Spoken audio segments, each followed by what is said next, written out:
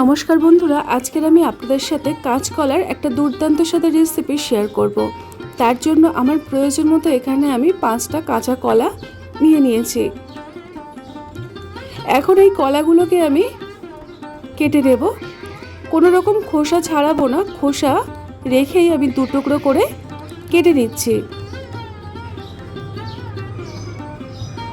এই দেখুন, কলাগুলোকে ঠিক এইরকমভাবে দুটো টুকরো করে নিয়েছি। আর এর সাথে আমি নিয়ে নেব দুটো আলু, সেগুলোকেও মাঝখান থেকে আমি দেখুন এইরকমভাবে কেটে নিলাম। এখন সমস্ত কলা আর আলুটাকে ভালো করে জল দিয়ে ধুয়ে আলাদা একটা ঝুড়ির মধ্যে নিয়ে নিয়েছি। এই দেখুন, কিছু কিছু কলা আমি গোটায় রেখেছি, কিছুটা আবার দু টুকরো করে নিয়েছি। এখন নিয়ে নিতে হবে একটা প্রেসার কুকার। আমি গ্যাসের উনুনে বসিয়ে দিয়েছি। আর একে একে যেগুলো গোটা কলা রয়েছে, কাঁচা কলা, ওগুলোকে আগে প্রথমে দিয়ে দিলাম। আর তার মধ্যে আমি আলুও দিলাম। আর অল্প একটু জল দিয়ে আমি এটাকে 2 থেকে 3টে সিটি দিয়ে নেব। এখন ঢাকনাটাকে লাগিয়ে সিটি পড়া পর্যন্ত অপেক্ষা করব। তার মধ্যে চলুন বাকি কাজগুলো করে নেওয়া যাক। রেসিপিটি তৈরি করার জন্য আমি এখানে 2টো টমেটো নিয়েছি। টমেটোগুলোকে বড় বড় টুকরো করে নিলাম। আর এর সাথে আমি নিয়ে নেব কিছুটা পরিমাণে কাঁচা লঙ্কা। ঝালটা নিজেদের মতো কম বেশি করে নিয়ে নেবেন। এবারে নিয়ে নিতে হবে একটা এরকম চপার। আপনাদের কাছে যদি সেই মুহূর্তে না থাকে, টমেটো এবং কাঁচা লঙ্কা মিহি করে কুচিয়ে নেবেন। আমি চপারে দিয়ে কাজটা করছি। এই দেখুন, এইরকমভাবে টমেটো আর কাঁচা লঙ্কাটাকে একটু চপ করে নিলাম। আলাদা একটা পাত্রে ঢেলেও নিয়েছি। তো আজকের রেসিপিটি তৈরি করার জন্য আমার এই রকমভাবে টমেটো রেডি হয়ে গেল। এখন একটা কড়াইয়ের মধ্যে আমি জিরে, ধনে, তেজপাতা, শুকনো লঙ্কা, গোটা গরম মশলা আর কিছুটা গোটা গোলমরিচ, এই মশলাগুলোকে শুকনো খোলায় ভেজে নেব। এই স্পেশাল মশলাটা দেওয়ার জন্য এই রান্নার টেস্ট কিন্তু দুর্দান্ত হয়। আপনারা যখনই রান্নাটা করবেন চেষ্টা করবেন এই ভাজা মশলাটা তৈরি করে নিতে। দেখুন, তেজপাতাগুলো মুচমুচে হয়ে ভেঙে যাচ্ছে, তার মানে মশলাটাও খুব সুন্দর ভাজা হয়েছে। আর খুব সুন্দর কিন্তু একটা গন্ধ বেরোয়, মিষ্টি গন্ধ। দেখুন, শিলের মধ্যে আমি সমস্ত ভাজা মশলাটাকে ঢেলে দিলাম, দিয়ে মিহি করে গুঁড়ো করে নেব। তো আজকের এই রেসিপির জন্য পারফেক্টভাবে মশলা আমার তৈরি হয়ে গেছে। এটা আমি আলাদা একটা পাত্রে তুলে ঢাকনা দিয়ে রেখে দেব, না হলে কিন্তু সুন্দর মিষ্টি গন্ধটা অনেকটাই কমে যায়। তারপরে নিয়ে নিতে হবে একটা পাত্র। তার মধ্যে আমি দিয়ে দিলাম 1 চামচ পরিমাণে টক দই, হলুদ গুঁড়ো, লাল লঙ্কার মানে ঝাল লঙ্কার গুঁড়ো, ধনিয়া গুঁড়ো, জিরে গুঁড়ো, কাশ্মীরি লঙ্কার গুঁড়ো, 1 চামচ পরিমাণে চিনি দিয়ে খুব ভালো করে মিশ্রণটাকে রেডি করব। অল্প একটু জল আমি এখানে দিয়ে ভালো করে গুলে নিয়েছি। যতক্ষণে কাজগুলো করছিলাম দেখুন, কাঁচা কলা আর আলু খুব ভালোভাবে সুসেদ্ধ হয়ে গেছে। সমস্তটাকে আমি দেখুন একটা পাত্রের মধ্যে রেডি করেছি। আর এর মধ্যে গোটা আলুগুলো আমি তুলে নেব। আর এই কাঁচা কলার সাথে মানে একটা আলু ব্যবহার করব, বাকি আলুগুলো আমি সাইডে তুলে নিলাম। এখন আমি এর মধ্যে দিয়ে দেব 1/2 চামচ পরিমাণে লবণ, অল্প একটু ঝাল লঙ্কার গুঁড়ো, আর দেব অল্প একটু হলুদ গুঁড়ো, আর দিয়ে দেব 1 চামচ পরিমাণে ঘি, আর দেব ভাজা মশলা যেটা রেডি করেছিলাম ওর থেকে 1/2 চামচ পরিমাণে ভাজা মশলা। এই সমস্ত উপকরণের সাথে ভালো করে সব কিছুকে মিশিয়ে নিতে হবে।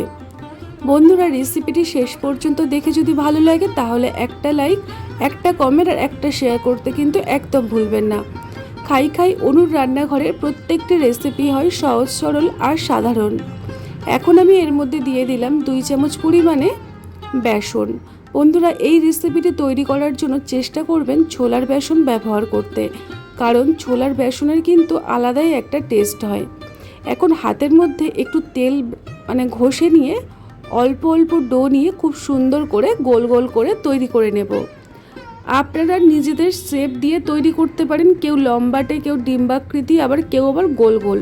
তো আমি আর আজকে কিছুই করব না, এমনি নর্মালি গোল করে এইরকম কোপ্তার আকারে তৈরি করে নেব। প্রত্যেকটা কোপ্তা একই রকমভাবে আমি গোল গোল করে দেখুন হাতুর তালুর মধ্যে দিয়ে একটু ঘোরালেই খুব সুন্দরভাবে শেপ তৈরি হবে। এই দেখুন, এই রকমভাবে আমি প্রত্যেকটা কোপ্তা রেডি করে নিয়েছি একটা প্লেটের মধ্যে। কোপ্তাগুলো আমার রেডি হয়ে গেছে। এখন রেসিপিটি তৈরি করব। তার জন্য কড়াইতে বেশ কিছুটা পরিমাণে সরিষা তেল ভালো করে গরম করে নিয়েছি। আর একে একে কোপ্তাগুলোকে লো টু মিডিয়াম ফ্লেমে রেখে কড়া করে ভেজে নেব। যতটা কড়া করে ভাজা হবে রেসিপিটি কিন্তু ততটাই ভালো লাগবে খেতে। একটা সাইড আবার ভাজা হয়ে গেছে, আর একটা সাইড আমি উল্টে দেব।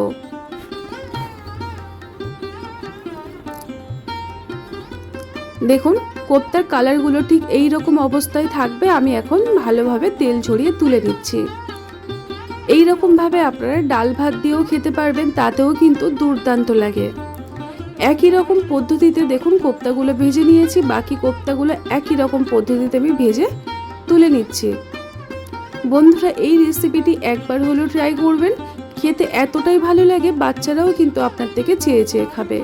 প্রত্যেকটা কোপ্তা আমার রেডি হয়ে গেল। এখন ওই তেলের মধ্যে আমি দিয়ে দেব ভেজে এই আলু, যেটা আগের থেকে সিদ্ধ করে রেখেছিলাম। ওই সিদ্ধ করা আলুটাকে তেলের মধ্যে দিয়ে একটু ভেজে নিয়ে নেব। অনেকে বলেন যারা সিদ্ধ আলু দিয়ে রান্না করলে নাকি টেস্ট হয় না, তবে এই রকমভাবে একটু যদি ভেজে রান্না করেন দেখবেন এর টেস্ট কিন্তু কাঁচা আলু ভেজে রান্না করার থেকেও বেশি আসে। এখন আমি অল্প একটু লবণ দিয়ে খুব ভালো করে আলুটাকে ভেজে নেব। মোটামুটি 3 থেকে 4 মিনিট পরে আমি আপনাদেরকে দেখাচ্ছি। দেখুন আজকের সিদ্ধ করে নেওয়া আলু আমার পারফেক্টভাবে ভাজা হয়ে গেছে। সমস্ত আলু কোপ্তা একসাথে রেখে দিলাম। এবারে ওই কড়াইয়ের মধ্যে আমি দিয়ে দিলাম আরও 2 থেকে 3 চামচ পরিমাণে সরিষা তেল। তেলটা গরম হলে দিয়ে দিলাম হাফ চামচ পরিমাণে গোটা সাদা জিরে। যখন জিরেটা খুব সুন্দরভাবে ভাজা হবে তার মধ্যে দিয়ে দিতে হবে অল্প একটু হিং। আজকের আমি রেসিপিটা সম্পূর্ণ নিরামিষ পদ্ধতিতে তৈরি করছি, সেই কারণে হিং ব্যবহার করলাম। আর এখানে দিয়ে দেবো আদা আর জিরে বাটা। যে শিলের মধ্যে আমি মশলাটা গুঁড়ো করেছিলাম ওই শিলের মধ্যেই আদাটা বেটেছি, সেই কারণে আদাটা একটু কালচে কালার চলে এসছে। এখন এর মধ্যে আমি গ্রেট করে রাখা টমেটো দিয়ে দিলাম। টমেটোটাকে ঠিক এই রকমভাবে ব্যবহার করলে গ্রেভিটা খুব সুন্দর আসে। অল্প একটু লবণ দিয়ে টমেটোটাকে ভাজা ভাজা করে নিতে হবে। এর মধ্যে আগের থেকে যে মশলাটা রেডি করে রেখেছিলাম টক দইয়ের সাথে গুঁড়ো মশলা, সেই মশলাটাকে এখন আমি দিয়ে দেব।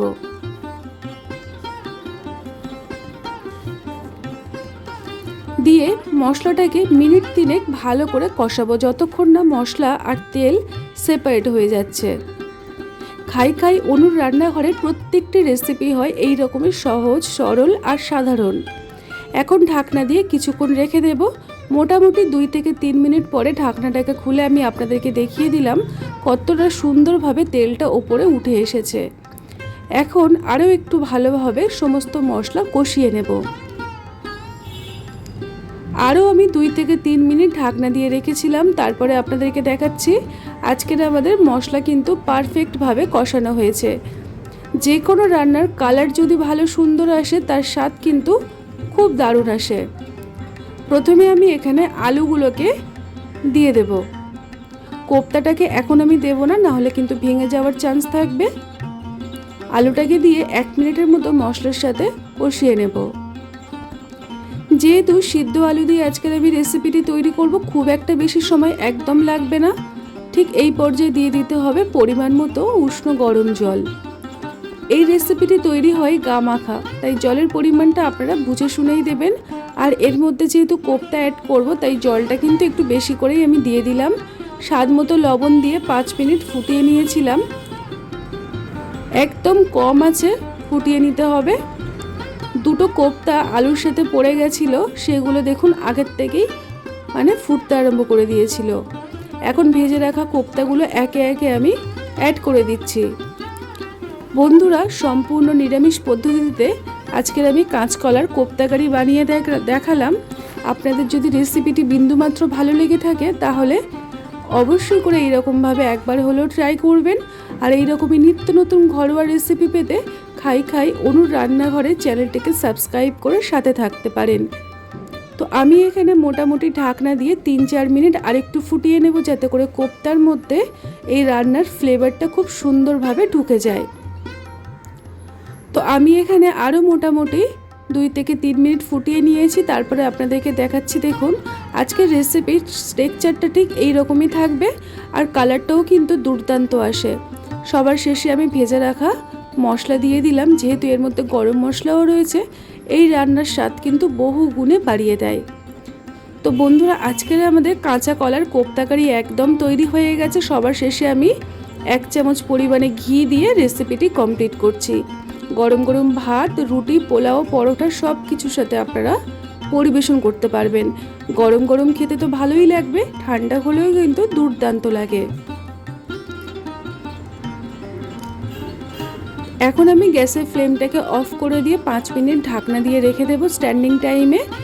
তারপরে একটা পাত্রের মধ্যে আমি সার্ভ করে আপনাদেরকে দেখাচ্ছি কতটা লোভনীয় হয়েছে আজকের আমাদের কাঁচা কলার কোপ্তা কারি।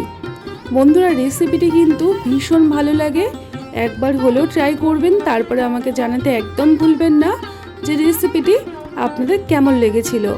তার মধ্যে সবাই যে যেখানেই থাকবেন সুস্থ থাকবেন আর ভালো থাকবেন। আবারও আসছি এই রকমই নানা রকম নিত্য নতুন ঘরোয়া রেসিপি নিয়ে। টাটা।